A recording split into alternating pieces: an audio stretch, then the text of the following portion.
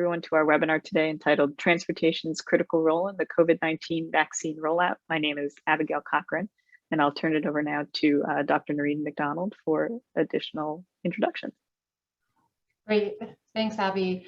And thanks to everybody for being here today for the webinar right before the July 4th holiday. So thank you to those that are here in person, and then we also look forward to many people viewing the video later on. So today's webinar is sponsored by STRIDE. STRIDE is the USDOT Region 4 University Transportation Center, comprised of all of the institutions that you see listed here. And University of North Carolina at Chapel Hill is part of STRIDE and has funded much of the work that we will be basing our webinar on today. I'd also like to thank Ondine Wells from the University of Florida and STRIDE for her assistance putting together today's event. So now I'm going to walk you through what we're going to do today. We'll start by giving you introductions to the speakers, and then go through several pieces related to transportation's role in the COVID vaccine rollout. So first, talking about what were some of the vaccine transportation strategies in place. Secondly, looking at how access to the vaccine or vaccine appointments more specifically varied within North Carolina, particularly among socioeconomic groups. And then lastly, going through understanding vaccine transportation in North Carolina and hearing from folks really intimately involved in getting the transit agencies in our state integrated into this effort. And so we'll have an opportunity to hear from them. Then we'll open it up to questions from everyone. And as Ondine put in the chat, please, as a question enters your mind, just put it in the chat and we'll come back to it during the Q&A session. So now I'll walk through the speakers that we have today. I'm at the University of North Carolina in the City and Regional Planning Department.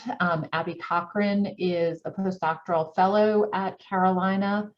Mary Wolfe is a research scientist at the medical school at Carolina. Kai Monast is the director of public transportation at NC State's Transportation Research Institute.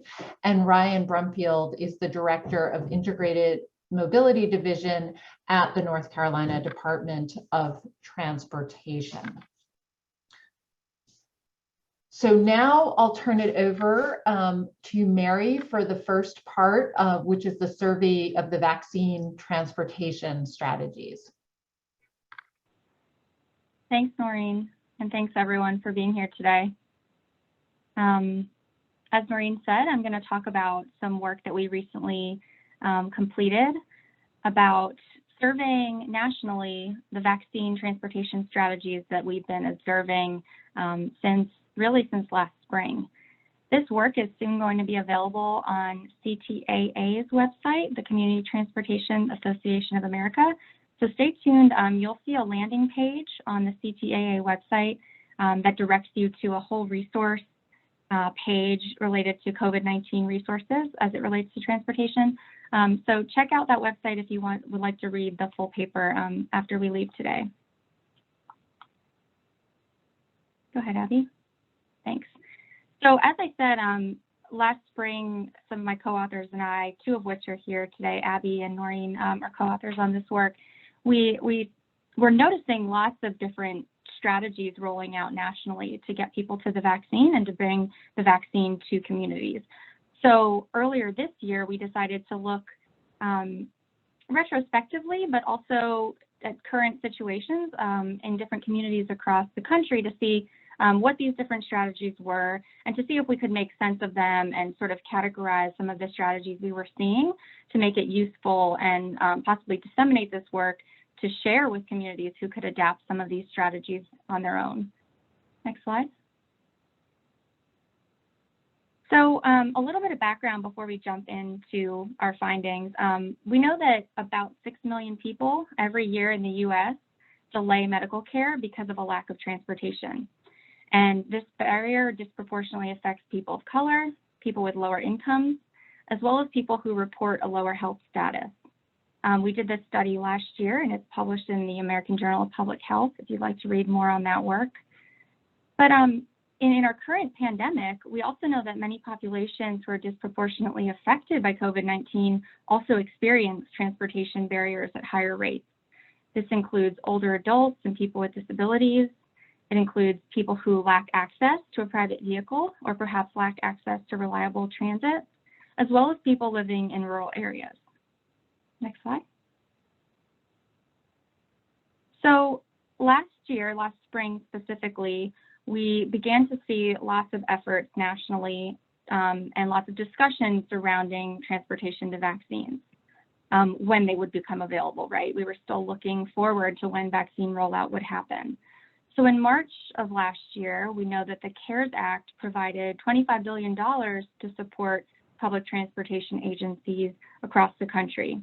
And at the same time, the Federal Transit Administration, or the FTA, announced that different FTA funding programs would be made available to support transportation services that were going to get people to vaccination sites, and also that transit assets could support vaccination efforts for incidental use, so sort of non-traditional ways of bringing vaccines to communities. We also saw several private and nonprofit initiatives rolling out last year. For example, you may recall Lyft and Uber announcing different efforts and initiatives to connect communities, particularly historically marginalized communities, to vaccines and vaccination sites. Next slide. So this is really what set up this survey that we wanted to conduct. So we looked nationally at all of the both mobility and dispersal strategies that we could identify, mostly in news reports and online news articles.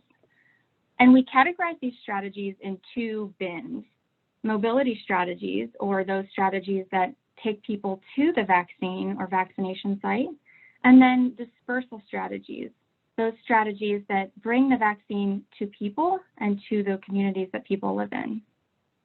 Next slide.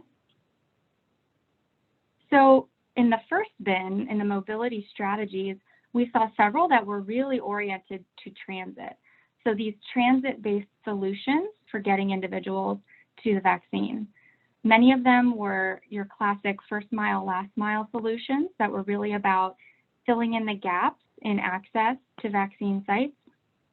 We saw several examples of fare waivers, where transit agencies were actually providing fare-free rides to people with vaccination appointments. We also saw some cases where paratransit vehicles were actually repurposed as vaccination shuttles, so taking people to vaccine appointments on what would be traditionally a paratransit vehicle. And then in very few instances, we actually found situations where a fixed route within a transit agency was modified to better connect people to a vaccine site. So actually taking what would be a traditional route and rerouting vehicles to connect them to repurposed or existing healthcare centers that were acting as vaccination sites. Next slide. I'll talk about one example of this transit-based solution, and this occurred in Illinois. We saw lots of these across the U.S., but the example I'll share today is based in Illinois with the St. Clair County Transit District, who offered and continues to offer free public transportation to adults 75 years and older who have vaccination appointments. This effort provides a free ride to the Belleville Transit Center, and from that transit center, individuals can access an express shuttle. It's a bus shuttle service to get to and from the vaccination sites. Next slide. And then we also found mobility strategies that were not necessarily tied to transit, but still fall in that first category of being more about a mobility strategy, taking people to the vaccine site. These included ride-hailing partnerships, as I already mentioned, ride-hailing being what we think of as Uber and Lyft. We also saw examples of strategies involving mutual aid, communities really coming together, often community-based organizations and faith-based organizations, to actually strategize and provide rides to vaccination sites within a community. We saw many solutions also that were very senior focused, such as the example I provided that took place in Illinois. And then we saw instances of trip planning assistance. And I'm going to talk about that last one next. Next slide. So when it comes to trip planning assistance, we saw this occur with Google Maps, who rolled out a new feature that actually shows vaccination sites layered on what you would typically think of as the Google Maps interface. So when a user would search for a vaccination site in their area, the search results would not just include the vaccination site location, but it would add additional information, such as whether or not that site had drive-through availability, whether an appointment was required in advance, or whether walk-ins were welcome, or even whether vaccinations at that site in particular were limited to certain groups at that time. Next slide. And then, as I mentioned in the beginning, this other bin of strategies we're calling dispersal strategies. Those are the strategies that bring the vaccine to people or to communities. And this may look familiar to you. Perhaps you've seen it in your own area. Mobile unit deployment. This is, of course, using vehicles often to actually deploy and disseminate vaccines in communities. And of course, these mobile units have everything on board to both safely store the vaccine and facilitate, a healthcare setting where individuals can actually receive the vaccine on board. And what you're seeing here in this image is one of the mobile units that UNC Healthcare has been using over the last year to bring vaccines to communities in North Carolina. Next slide. And then the other dispersal strategy we identified, there were really only two types of dispersal strategies we identified in this scan, is adaptive or temporary reuse. And this is what we use to refer to really just utilizing existing non-healthcare spaces to turn them into temporary healthcare spaces for delivering vaccines. And the example you're seeing here is from Virginia, and this is a partnership between the Virginia Department of Health and the University of Virginia, who collaborated to bring back two vaccination sites in traditionally retail environments. So one took place in a Kmart parking lot near Charlottesville, and the other site was in an existing strip mall space, also near Charlottesville. So this adaptive or temporary reuse is something we saw not as often, but certainly can serve many people when it does take place. Next slide. So this scan, of course, revealed a few things that we were able to say about policy implications for both this current pandemic and future public health crises. And that is that many states' vaccine rollout plans neglected to consider transportation to vaccination appointments. And what we saw through these strategies was that a lot of these dispersal or mobility strategies were emerging to fill gaps in these state rollout plans.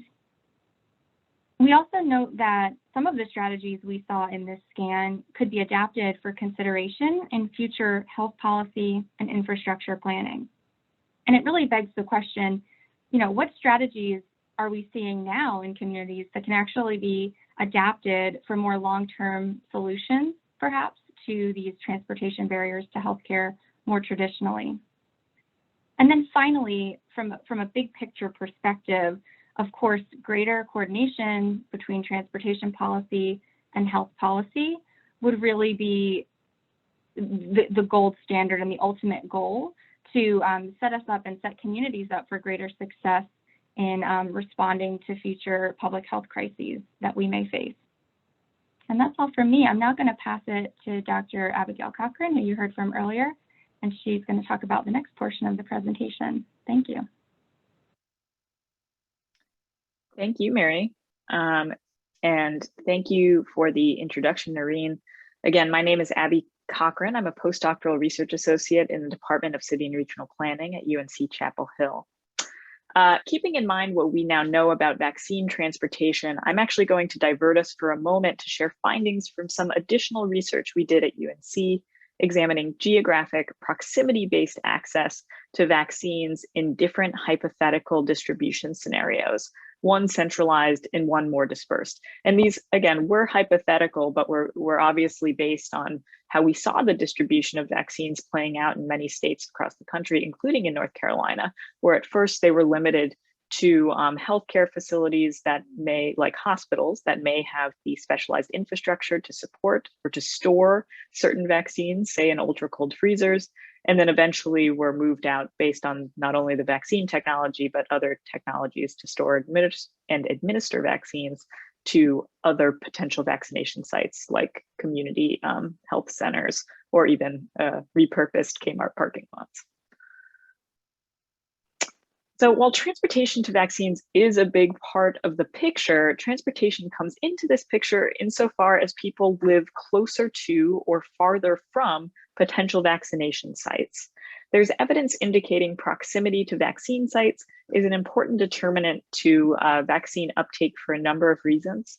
For instance, long drives to mass vaccination sites may not be preferred because they may be costly in time and monetary expenses, and they may otherwise not be comfortable, particularly in instances where older adults are driving themselves or volunteer drivers are transporting other people.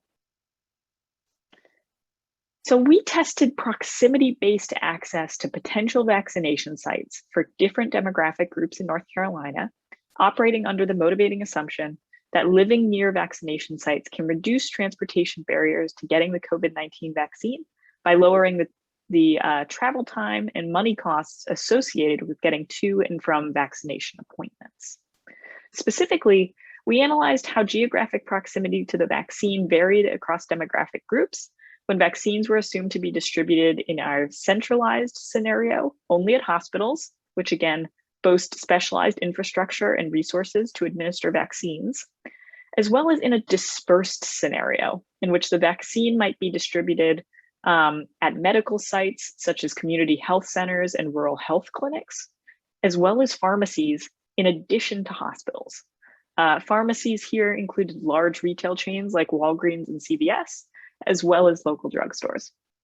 We located potential vaccination sites for this analysis using points of interest data from SafeScraf, and we used recent census estimates for our demographic data. On the map shown now, we show census block groups in North Carolina located within 5, 10, 20, and 80 kilometers from the nearest hospital in our centralized distribution scenario, where again, we assumed vaccines were distributed only at hospitals. We found in our analysis that the average distance for a North Carolinian to a hospital was 8.93 kilometers, or about 5.5 miles. In our dispersed distribution scenario, pictured on this map, in which we assumed vaccines were available at hospitals, as well as community health centers, rural health clinics, and pharmacies, many more North Carolinians lived in relatively close proximity to a potential vaccination site. This increase was, of course, expected. More sites means more access. But what was revealing about this work was how much access increased for certain demographic groups relative to others in the dispersed distribution scenario. We saw the largest increases in access based again on geographic proximity to potential vaccination sites for American Indians, non-Hispanic whites, adults over age 45, and adults without college degrees. These groups are highlighted in green in the table shown on this slide. Relative to the average North Carolina resident, individuals identifying as American Indian lived 3.27 kilometers or 2 miles farther from hospitals in the centralized scenario, and 1.4 kilometers or about 0.9 miles farther from hospitals, medical sites, and pharmacies in the dispersed scenario. And relative to the average change in distance to the nearest potential vaccination site observed for the total population when expanding from a centralized to a dispersed distribution scenario, the difference is 1.33 times larger for American Indians and between 1.02 and 1.05 times larger for non-Hispanic whites, people age 45 and older, and adults without college degrees. So while members of these groups still tend to live farther from potential vaccination sites in both scenarios, vaccine sites are significantly closer for them when expanding from a centralized to a dispersed distribution scenario. As of February 18th, 2020, Hyde County, located in northeastern North Carolina, had the highest number of total COVID-19 cases per capita in the state. In this map, we see that Hyde's surrounding counties have relatively large proportions of households without access to a vehicle or zero vehicle households. We saw in previous maps that some block groups in and around Hyde County are located relatively far from potential vaccination sites in both centralized and dispersed distribution scenarios. Summarizing our conclusions, in North Carolina, we found American Indians have substantially less proximity-based access in both vaccine distribution scenarios, and that non-Hispanic whites, older adults, and adults with lower educational attainment also live farther than average from potential vaccination sites. We also found, however, that access increases more for these groups when expanding from a centralized to a dispersed distribution scenario. Overall, methods used in this research to identify demographic groups and geographies for which low proximity to potential vaccination sites, a lack of car access, and high rates of COVID-19 put individuals at particularly high risk should inform those involved in the vaccine rollout now and potentially future initiatives about how to equitably and effectively target resources, and these can include transportation resources, to address transportation barriers and connect people to the vaccine. They should help match suitable policies to particular geographies, ensuring that at-risk communities that experience multiple vulnerability factors, such as rural residents belonging to certain demographic groups like American Indians that are known to experience greater risk from COVID, more transportation barriers, and to live farther from health promoting institutions, can also access the vaccine. And with that, I'll gladly transition us to part 3 of our webinar, in which we turn to Ryan Brumfield and Monast to learn more about what actually happened with the COVID-19 vaccine rollout, and of particular importance to this discussion, vaccine transportation in North Carolina in the past 6+ months. So Ryan and Kai, please take it away. Okay, thank you, Abby. Thanks for the opportunity to be with you all this afternoon. I'm going to go through the slides, and Kai, just feel free to jump in if I miss anything, but I'm going to cover kind of what our approach was in North Carolina and some of our lessons learned. Next slide, please. So we were, I think, one of the first states in the country, if not the first state, to have a statewide approach to providing funding and technical assistance to ensure residents had transportation options to get to vaccination sites. DHHS early on realized that this was an issue. A lot of the topics that Abby just mentioned in terms of access and ensuring that everyone in the state had equal access to the extent possible to vaccination sites was a key focus of DHHS and the Secretary for DHHS. So they worked with us early on, starting in December of last year, around a program where we could provide funding to transit agencies, and they could use those funds to provide trips to vaccination sites. Really, at the core of the program was $2.5 million in coronavirus relief funding that we distributed to 100 counties that then use it to either distribute to local transit agencies or to nonprofits. However, each county saw fit to provide trips in the maximum extent possible using the funding. And so North Carolina is unique kind of as background. We have 100 counties. We have public transit in all 100 counties. We have demand response where you can call up, in many cases, 24 or 48 hours in advance for trips to job sites or to medical services and other opportunities. So we already have a foundation and a baseline in North Carolina to start from, which made it easier than maybe some other states to distribute the funding to the counties and then provide a framework and some expectations and standards that they all were working towards accomplishing. The funding allows for special fixed routes, long distance travel, again, under this demand response model. Anything that helps connect connect people to the vaccination sites. We provided very broad flexibility on how the funding could be used. There may be cases where people were using it to provide vouchers for taxi services, or in some cases, Uber and Lyft rides. But by and large, the funding was used to subsidize our traditional demand response services and offset the costs for our transit providers to provide those trips to vaccination sites. We also supplemented the $2.5 million with encouraging our systems to use flexibility in existing funding sources. So they all receive funding from the Federal Transit Administration, and many of them have CARES Act funding that was provided in response to COVID-19. And those funds can also be used to provide vaccine-related trips, as well as other expenses related to transit agencies assisting with the vaccine rollout. And then, of course, many of the clients also may be eligible for Medicaid or other funding sources. So there was a number of funding sources in addition to the dedicated funds that we distributed and made eligible for this program. Next slide. So we were concerned and kind of focused on a few areas and constraints: driver and operator and vehicle capacity, as well as technology. We found that in many cases, our transit agencies, there's a kind of a barrier in being able to optimize their scheduling of trips, especially when you're introducing a new service and a priority around vaccine transportation, in addition to the existing services they need to continue to provide. So for the technology piece, we issued a request for information, and then we got a waiver from the Federal Transit Administration to allow our transit agencies to sole source with technology vendors. So we had a couple of examples around the state where transit agencies transitioned to a new technology provider that allowed them to more efficiently schedule trips and prioritize automatically within their scheduling software trips to vaccination sites.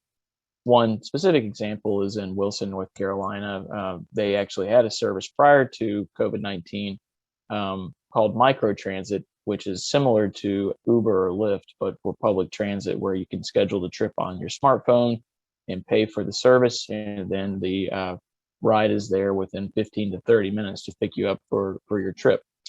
They expanded that service to provide free trips within that model to vaccination sites, and were able to prioritize it within their scheduling algorithm so that those trips receive priority.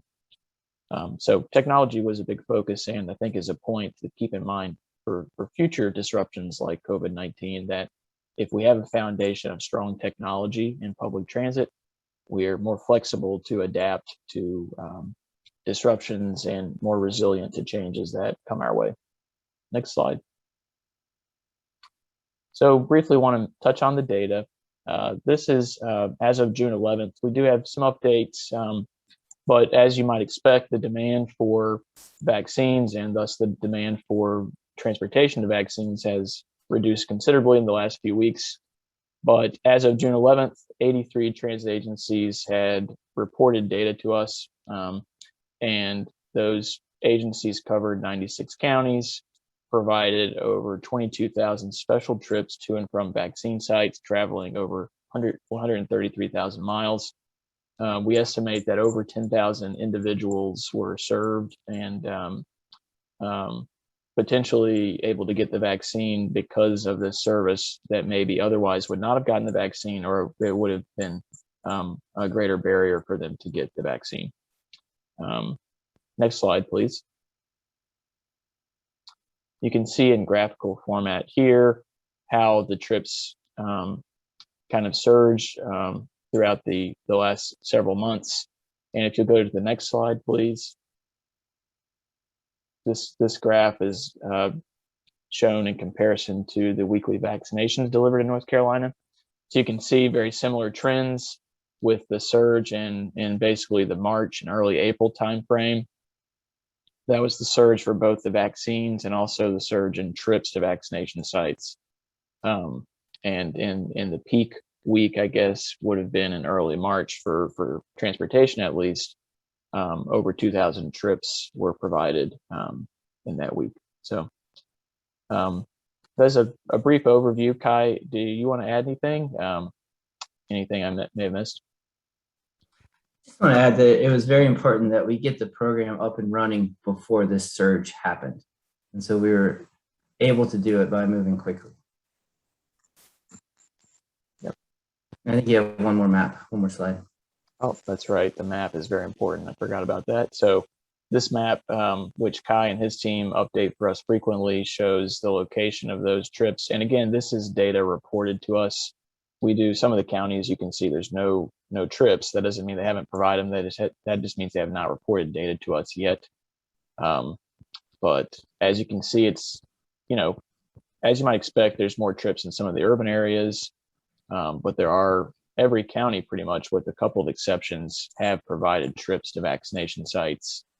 And we've seen many examples of new partnerships created with the medical industry, and the unique examples of transit agencies taking medical providers to homebound clients to administer the vaccine, and transit agencies taking medical providers to mass vaccine sites. So many unique and creative partnerships that really our role was to provide the funding and establish expectations and parameters, provide technical assistance and ideas. But each transit agency really stepped up with their own unique approach to delivering this program. So yeah, well, I think over time we found that all of what Mary presented from the national survey, North Carolina incorporated almost all of those different approaches. And then as we transitioned from a super site is what we started with for vaccine transportations. We had Greensboro Coliseum, we had Charlotte Motor Speedway, and so that was very concentrated. And so getting back to Abby's research, over time we actually transitioned to a more dispersed delivery, which changed the need for transportation. And so it brings back to those two presentations that we just saw. Hey, great. Thank you both, Ryan and Kai, for setting that important context to understand vaccine transportation in North Carolina, really what happened with the transportation programs and the rollout. I'd like to continue our discussion by asking you both some questions about lessons learned and takeaways for future transportation and health service delivery efforts. So first, I'm going to take us off here. So Kai, I'm going to direct the first question at you. Based on your work at ITRE, as well as with local transit agencies across the state, what have you or do you identify as the major challenges of providing vaccine transportation? The biggest challenge was a lack of information about where the vaccines were going to be distributed. So in the beginning, we had in North Carolina, there were a couple of super sites that we knew about beforehand. Primarily, it was a local decision done by the county-based health departments. And so once we understood that we were not going to know where the vaccine sites were, and then it became obvious that the state level was not the appropriate place to mount the response. It was at the local level. And so that's why it was very important that we get the funding to the local level as quickly as possible. And we were lucky in that we already had a streamlined mechanism to distribute money from NCDOT to the local transit systems through the county governments, because NCDOT distributes other funds that way. If that mechanism had not already been in place, we might still be struggling to get the money down to the local level because of the agreement process and how long it takes. So it's just very important to have relationships in place ahead of time. And one of the things I want to look at after all this is over is when we sent the money to the counties, were they able to effectively get it to urban transit systems within the counties, or was there no funding relationship that they were able to draw upon? And so that couldn't happen. I don't know the answer. It's a future research question. Yeah, thanks for teeing that up. Ryan, do you have any comments on that? I think Kai covered it well. Just to reiterate, I think it's about setting up those partnerships and structure ahead of time. And with North Carolina, with 100 counties, we have 100 different ways of operating. And so there's unique challenges locally, and it really was up to each local entity to determine the best approach. But with our structure and the funding mechanisms in place, and then our ability to quickly provide standards and expectations and guidance, that's what enabled us to respond to this effectively and quickly. Yeah, thank you for that, Ryan. One other thing to add on to that is it was very exciting to be involved in this. It was fast moving. We met daily in January through, I don't know, March. I guess we were meeting daily with this project team, and we had experts in transportation, experts in processes and funding. But what I thought was really important was we had project managers who actually didn't know probably anything about those things, but they were able to keep us on task the whole time. And that was very important. Great. Excellent point. Ryan, and again, you spoke to this a little bit during your presentation as well as in your answer to the last question.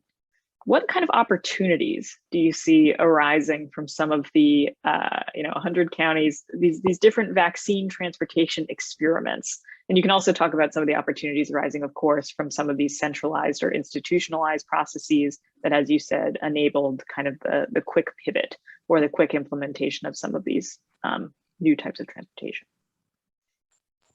Yeah, so I think the direction we're moving in general, which lends itself to responding to future disruptions, is a more coordinated regional model that is driven and supported by advanced technology. And we have, 100 counties with transit agencies, but they all do their scheduling differently, and their data is mixed in different formats, and reporting is different. So we're working to move towards more advanced on-demand trip scheduling that can be coordinated in what we call mobility as a service model statewide for payment and scheduling. And that will allow us to essentially be more automated and flexible and be able to pull levers on a moment's notice to change how we're prioritizing certain types of trips and services. And we have examples of that, like I said, for Wilson, where that was very effective for them. We envision that being more of a statewide approach down the road, but having that technology and then having those partnerships that are, I guess, that are facilitated by the technology means that any disruptions you can quickly pivot and adapt on very short notice, I think, to those changes. Otherwise, with kind of the old model, where you have very drawn out processes for funding agreements, pen and paper trip scheduling, and siloed government at the local level, where the healthcare side is not speaking to the transit side.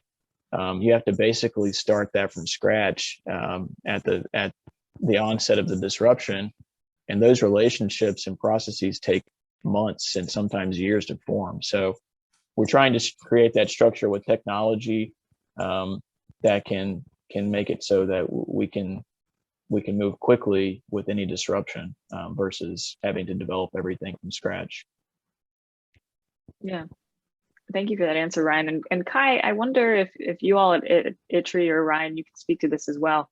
Did you see a difference between the agencies that have already adopted, or maybe were, again, early adopters or early users of these types of technologies, and sort of how quickly or how expansively they were able to provide vaccine transportation, as opposed to counties that have yet to adopt these types of technologies or create these types of partnerships? Don't think we've looked at it to that specificity.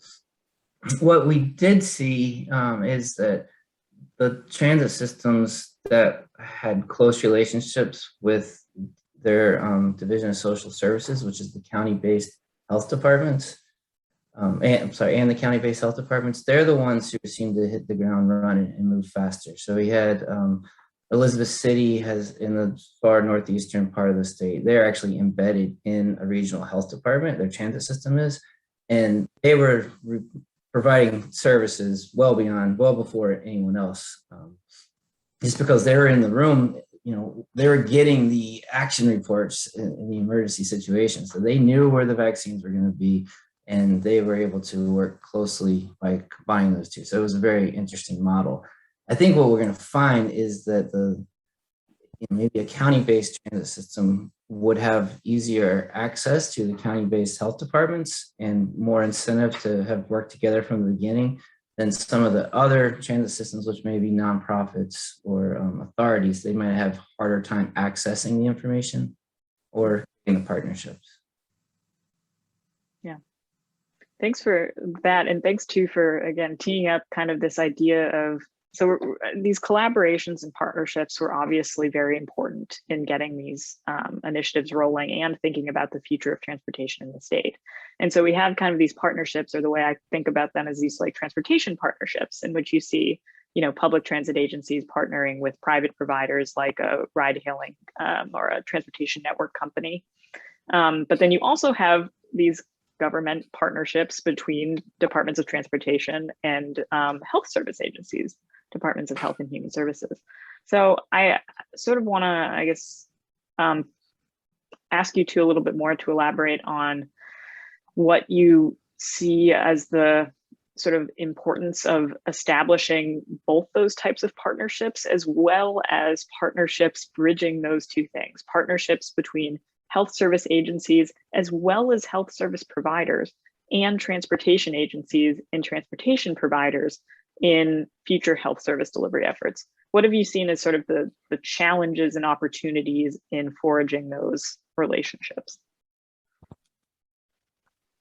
I can start, Kai. I'm sure you have a great perspective on this as well, but I think actually it comes to some of your points, Abby, in your presentation, that the concept of working towards a common goal of improving access to services is something that maybe in some communities there hasn't been a step back to look at that.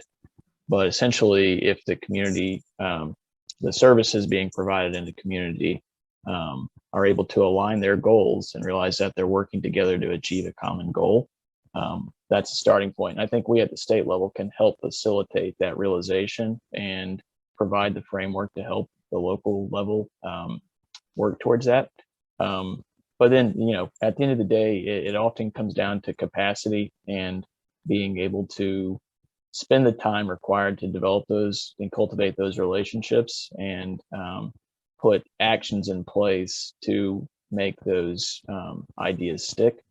And so, sometimes it is a matter of just having the capacity to follow through with those ideas, which is particularly challenging in our rural areas, I think. I think it's also important that we question some of the underlying assumptions that we've had for decades. And, transportation is not an end to itself. That's not the goal of transportation. It's just to move people. It's to, what Ryan says, to connect people to opportunities. And we don't necessarily have to move the person to connect them to opportunities. We can move the opportunity closer to the person. And so, we saw vaccines, mobile sites to deliver vaccines, meal delivery that happens instead of bringing seniors to a congregate meal site. We could bring the meals to people. There's benefits, pros and cons to that. But I think it's a good opportunity to just question some of those underlying assumptions to see, well, does that apply anymore? And we have Instacart, HelloFresh, Amazon, all these things that move things to people. So maybe we just need to keep our eye on the end goal, which is, do people have access to the opportunities that they need? Yeah, I think that access orientation is really important. Obviously, something we talk about, quite a bit in research, but can be difficult to translate into practice. Again, especially because you just don't have these established relationships or conversations between all of these different providers, and often they have misaligned incentives. I want to sort of end this structured part of our panel discussion by asking you both to share what you would share for an audience of planners, policymakers, and of practitioners, people working on the ground. What are key takeaways, lessons learned from these past 6 to 16 months of pivoting to new transportation strategies to make sure people can connect to care in the ways they need to? What are key takeaways that we might use to address transportation barriers to healthcare more generally, looking beyond this pandemic? Yeah, so I think first of all, I would start with the positive, and a key takeaway to me is that we have an incredible structure, and we have an incredible team of professionals across the state that are able to pivot and react and respond. And we saw that in many cases, that when we made this urgent and we made this an emergency and a priority of the governors, that the partnerships formed and the services were provided and the services were available quickly. The problem is it shouldn't take the emergency for that to happen. That we have to develop those structures ahead of time and be proactive in building partnerships and maintaining them, so that in the future it's just kind of secondhand that we react and respond as needed based on the circumstances and changing dynamics that we're always experiencing. And then lastly, I think the major takeaway for planners is this concept, to repeat, to me, that's extremely important, is framing our decisions and planning around access and how we align goals across many different industries to ensure people have access to services, opportunities, and resources. How does transportation, that goal is consistent, I think, across industries. So how do we align those goals? And if we have that framework and paradigm, I think it can lend itself to more urgency around forming and maintaining those partnerships, so that we're working collaboratively to achieve that goal. And Thank you, Ryan. The mindset was refreshing and new, and something that we need to keep around for the long term, which was we were going to remove every transportation and financial barrier to getting a vaccine. So the vaccine was free, the mobility was free, and mobility was offered statewide. So anyone in the state could have access to the vaccine if they wanted it. And that, to me, was my career. That's the first time I could say that about anything. So if we can now change that mindset to anyone who needs food or needs healthcare can have access, we will remove that barrier, that access barrier. Let's keep that going. Yeah, that's huge.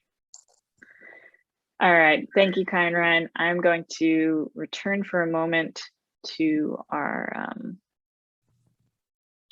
presentation here. Yeah, thank you both for beginning such a fruitful and interesting discussion related to this vaccine transportation and what we might think about for future health service delivery efforts, bringing things to people and people to things, people to opportunities. But now I'd like to continue the conversation with the audience. So we will soon open up the webinar for audience questions. If you haven't already, please enter any questions in the chat box and feel free to direct your questions to particular speakers simply by putting their name at the beginning of the question. We with the Stride Center also ask that you please complete a brief 5-question survey at this time using the link in the chat box. This will help the Stride Center plan future webinars. I'll give everyone a minute to complete the survey and submit your questions.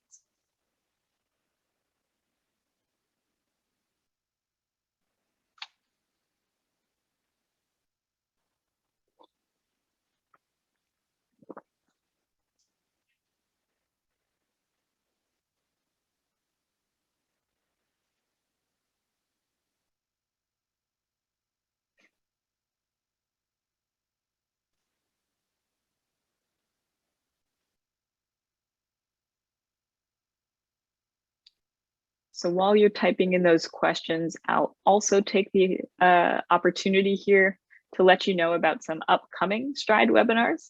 On August 4th, Kai Monast will be returning with colleagues and collaborators from ITRE and the University of Florida to present a webinar entitled How to Get Your Bus Out of Traffic, Where and When Congestion Impacts School Buses and Public Transportation. I know I'd like to keep the buses rolling, so I'll certainly be registering for that. If you would like to register for this webinar or others, please go to the Stride website link that will also be made available in the chat box. And with that, let's turn to some of our audience questions. we will start off with a question for Mr. Brumfield. Ryan, is there any demographic data on those who received transportation to vaccine sites? No, unfortunately, we did not collect that. Kai may know of some other available data sources on that, but we, as part of our data collection, we did not specifically ask for demographic data, but I do think there may be more rolled up information that we're collecting at a macro level, but maybe not specific to the vaccine. That's correct. We have numbers by provider, but we don't have numbers by individual, so we don't know exactly who was getting the ride. It would have been wonderful to collect that data, but we needed transportation to be provided immediately, and so we wanted to remove any reporting obstacle. And we didn't want any transit system to say, well, that's too much work, so we can't collect it. So we won't do the mobility services. Yeah, fair enough. And again, removing these barriers is obviously very important to keeping these things moving and implementing them quickly and in the future.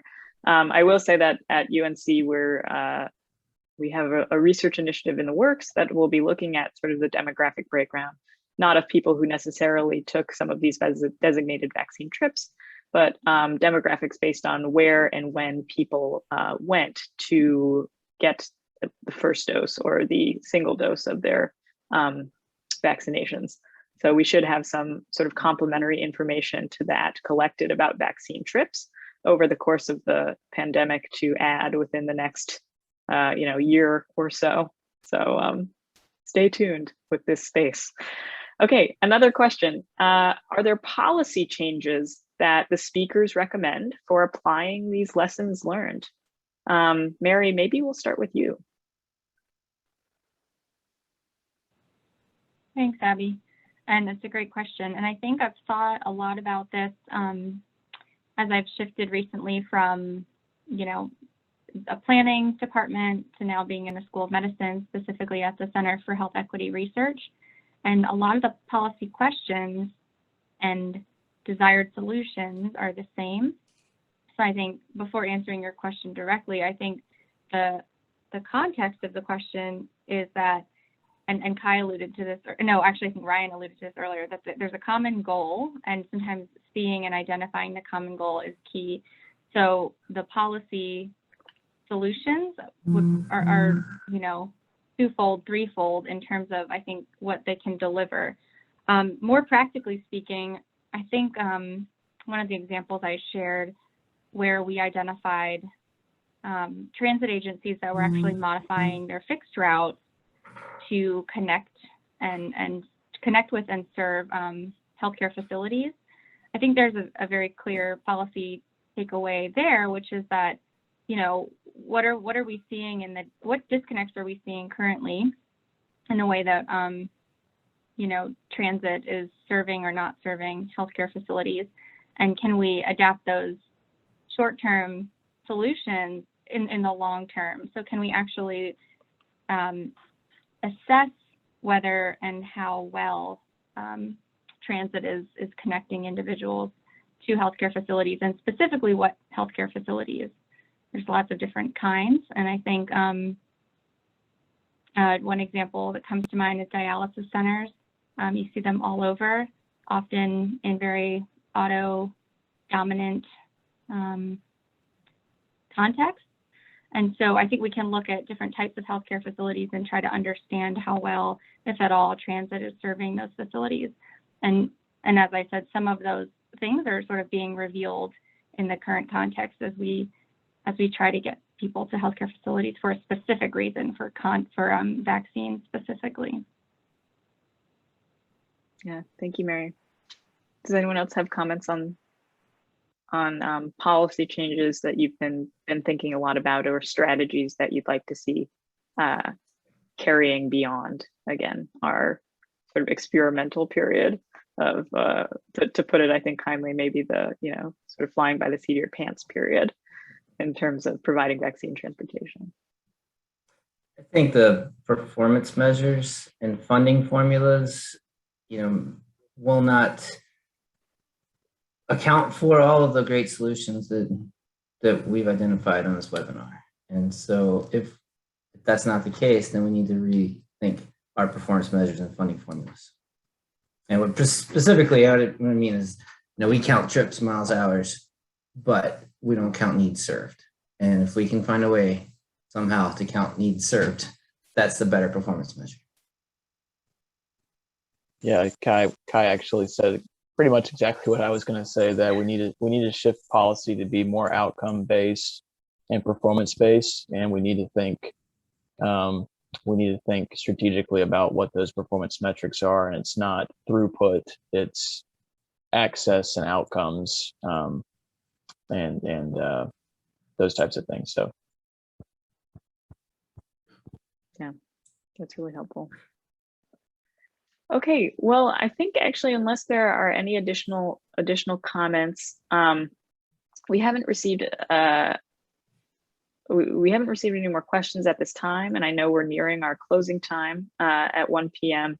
And so I will wrap up the webinar by thanking all of our speakers again today for joining us, and thanking everyone who participated